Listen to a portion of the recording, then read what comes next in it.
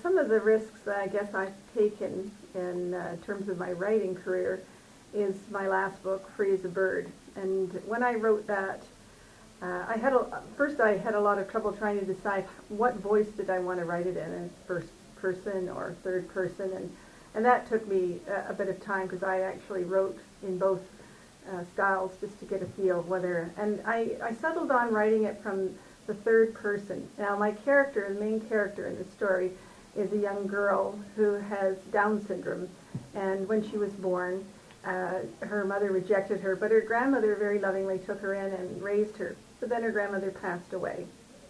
So her mother ended up leaving her in an institution, and an institution that actually was in New Westminster. And it was called Woodland School, but it wasn't anything like a school, really. So she grew up there and spent a lot of years there. And the story talks about what an unhappy place it was.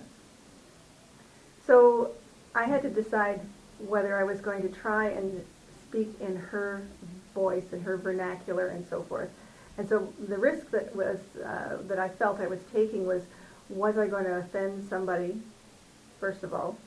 The other risk, I guess, was could I do a good enough job of getting into her frame of mind and her voice and make it worthwhile as well. So that was, a big risk. But it actually paid off because in the end, it was one of Canada's top 5 for the Governor-General's Award and was nominated for 5 other awards, including the Canadian Librarian Association Award, the BC Book Awards, the Saskatchewan Book Awards, and so forth. So it ended up becoming quite a book that was welcomed by many, and the voice of Ruby Jean was one that was